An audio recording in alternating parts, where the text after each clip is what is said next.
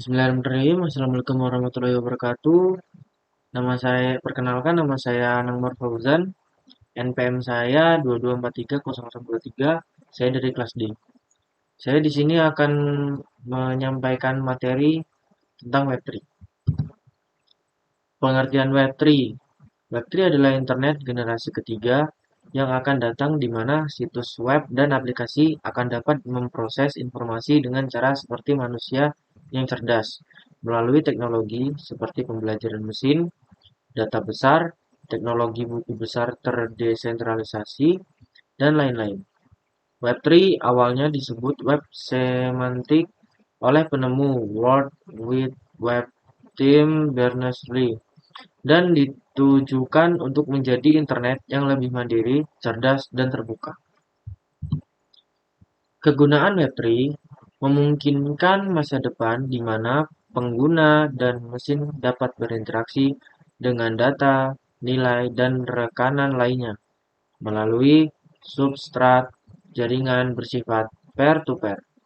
Dengan begitu, interaksi tidak lagi memerlukan pihak ketiga.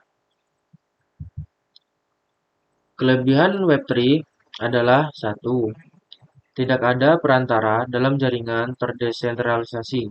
Transaksi dan data akan dipertukarkan secara langsung, sehingga data dan uang Anda tidak harus berada di bawah kendali perantara seperti Facebook atau PayPal. 2. Mencegah pelanggaran data.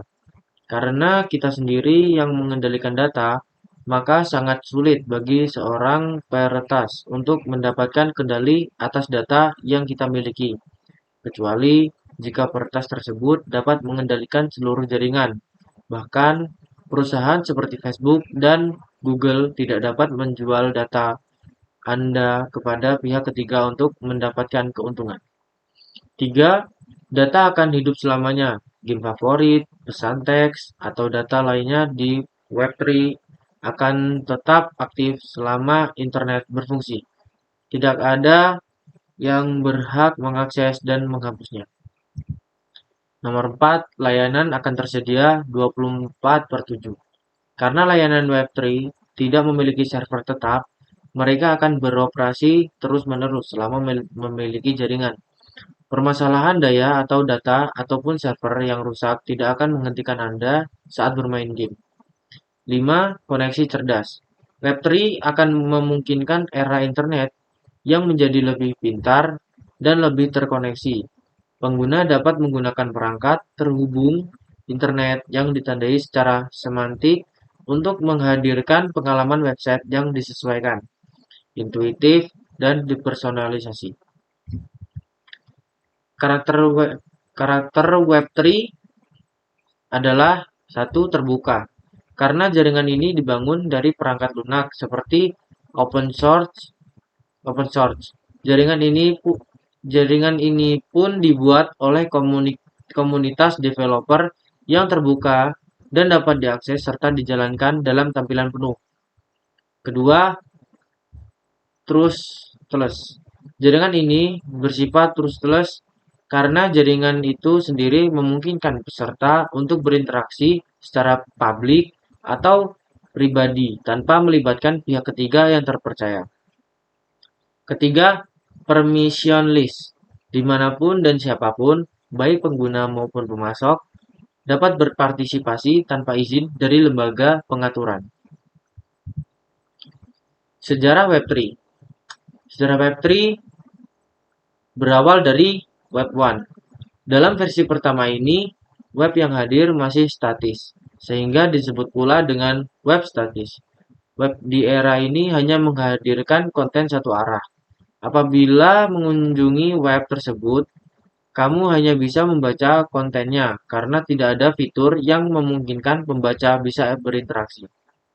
Web 2 pertama kali dikenalkan oleh O'Reilly Media dan Media Live pada Oktober 2004 dalam sebuah konferensi bertajuk Web 2. Di konferensi tersebut dikenalkan aplikasi-aplikasi perangkat lunak yang bisa dikembangkan lewat web.